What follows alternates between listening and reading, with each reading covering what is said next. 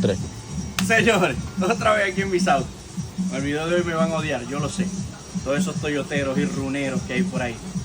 Yo lo sé. Pero sí, señores, existen las malas noticias con Toyota también. Sobre todo cuando los compran en Marketplace.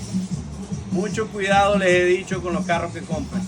Toyota y 4Runner al 4.0, sí, son motores muy confiables. El 1GR bastante confiable, tiende a romperse en ciertas limitaciones, pero es bastante confiable en lo que es el uso diario. Esta persona lo compra, lo trae, dice que tiene una falla muy random, que a veces sale, a veces no, después de manejar un tiempo sale, después en las mañanas prende, también sale, pero después se quita. Bueno, la falla era en el cilindro 6, el famoso cilindro 6 en Toyota. Si no lo conocen y tienen una falla como esta, en una Runner 4.0 o FJ o algo por el estilo, pendiente gente, miren para acá. Ingresamos, después de hacer varios tests, le ingresamos nuevamente un leak down tester, ¿verdad? Le metimos aire a la cabina. Vamos a meter 90 psi alrededor. Ahí inyectamos el aire total, 80, 90. Miren para acá.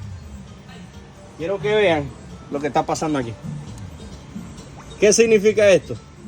Señores, tristemente, solamente una recalentadita a un motor de esto puede generar este daño. Cilindro 6, miren lo que generó. Un ligero aire o escape de aire del cilindro, obviamente está haciendo mezclar las presiones del coolant con la combustión. Entonces, no se los decimos más, tengan bastante cuidado. Cilindro 6 en Toyota, muy pendiente con esa Runner que encuentren por ahí.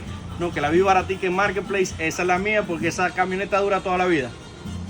Ojo, porque el cilindro 6 en una 4.0 le puede costar la vida o el dinero. Pendiente.